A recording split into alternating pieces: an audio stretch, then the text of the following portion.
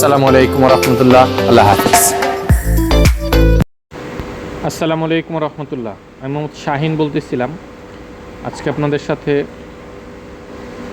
আপনাদেরকে যে গাড়িটি দেখাচ্ছি সেটা হলো হুন্ডা গ্রেস 2014 মডেলের একটি হাইব্রিড এডিশনের গাড়ি, এবং এই গাড়িটি আমরা আজকে নিয়ে আসছি ইমার্জেন্সি সার্ভিসের মাধ্যমে।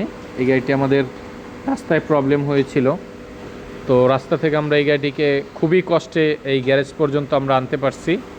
এটা খুবই কষ্টের ব্যাপার। এক একটা গাড়ির সমস্যা এক এক রকম হয় এবং এক একভাবে এটাকে সলভ করতে হয়। তো এই গাড়িটার মূলত প্রবলেমটা হলো ডিসিটির প্রবলেম, ডুয়েল ক্লাস ট্রান্সমিশনের একটা প্রবলেম, যেটা সাধারণত গিয়ার রিলেটেড একটা ইস্যু। আর এর পাশাপাশি এটা আনুষঙ্গিক আরও কিছু সমস্যা আছে, ইঞ্জিন সেগমেন্টে কিছু প্রবলেম আছে। সেগুলো আপনাদেরকে আমরা স্টেপ বাই স্টেপ দেখানোর চেষ্টা করবো ইনশাআল্লাহ তাআলা। তো প্রথমত যে জিনিসটা হলো যে মেজর যে সমস্যা সেটা হলো আপনার এটা ডিসিটির সমস্যা, ডুয়েল ক্লাস ট্রান্সমিশনের একটা সমস্যা। আর এই সমস্যার জন্য যেটা হয় সাধারণত গাড়ি আপনার স্টার্ট হবে বাট ভাগবে না। অনেক ক্ষেত্রে গাড়ি স্টার্টও হয় না,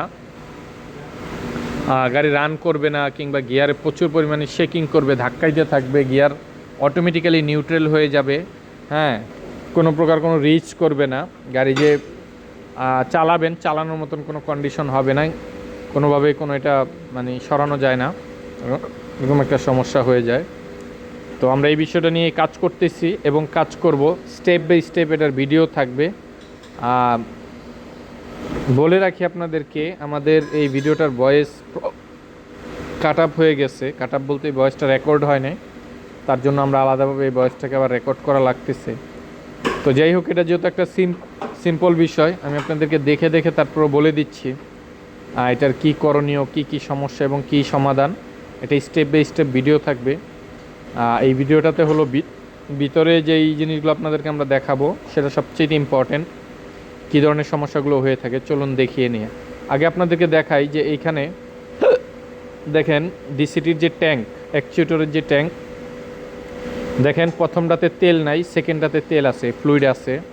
খেয়াল করতেছেন কিনা জানি না, বাম পাশের যে ট্যাঙ্কটা এই ট্যাঙ্কে কোনো ফ্লুইড নাই, ডান পাশের ট্যাঙ্কটাতে ফ্লুইড আছে। মানে সামনের এই ট্যাঙ্কটা খালি একদম সম্পূর্ণ, এই ট্যাঙ্কটাতে অয়েল আছে, যা আপনারা দেখতেছেন ফ্লুইড আছে, এটা একদম সম্পূর্ণ খালি।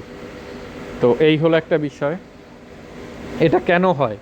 এটা হয় গাড়ির যে ডুয়েল ক্লাচ থাকে, ডুয়েল ক্লাচের একটা রিলিজ বেয়ারিং হয়, যেটা প্রেশারের মাধ্যমে, অয়েল প্রেশারের মাধ্যমেও ওয়ার্কিং করে থাকে।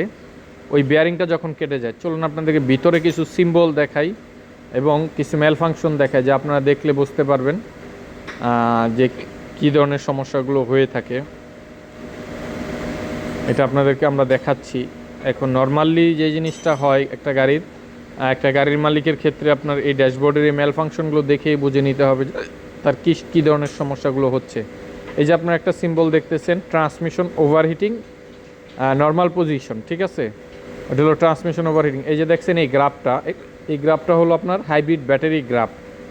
এই যে দেখেন এই গ্রাফটা হলো আপনার হাইব্রিড ব্যাটারি গ্রাফ। এই গ্রাফটা আস্তে আস্তে আপনার যদি বাড়ে তখন আস্তে আস্তে চার্জ হচ্ছে, আর যদি কমে তখন আপনার চার্জটাকে খেয়ে ফেলতেছে।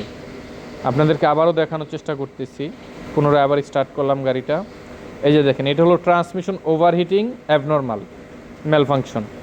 এটা ট্রান্সমিশন ওভারহিট হয়ে গেছে, গাড়ি কিন্তু ইঞ্জিনে স্টার্ট নিতে চাচ্ছে কিন্তু নিয়ে পারতেছে না। এই যে দেখেন, আগে দেখাইছি সাদা, এখন হলো লাল।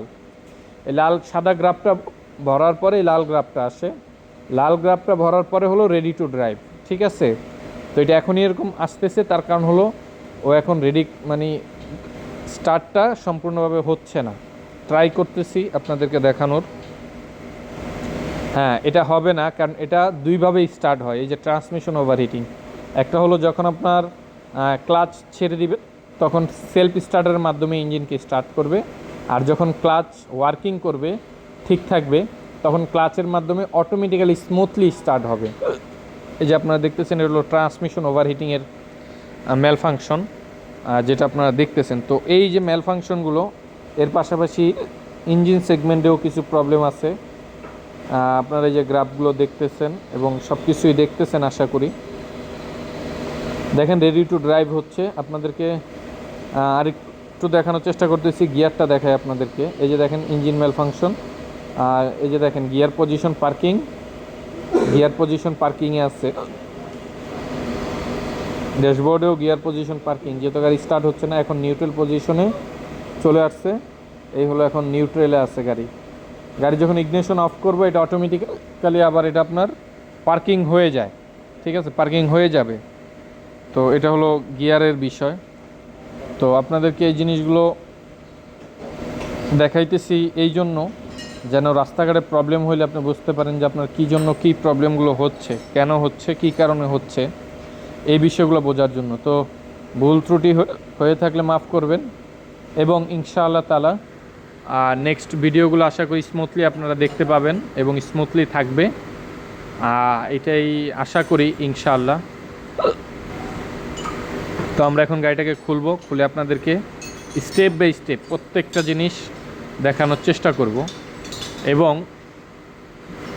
এর পাশাপাশি এটার একদম সলিউশন পর্যন্ত প্রত্যেকটা ভিডিও স্টেপ বাই স্টেপ থাকবে। আশা করি আপনারা যতটুকুই দেখছেন কিছু না কিছু আপনারা বুঝতে পারছেন। আশা করি আমার ক্ষুদ্র জ্ঞান আমি যতটুকু সম্ভব হয়েছে আপনাদেরকে দেখানোর চেষ্টা করলাম।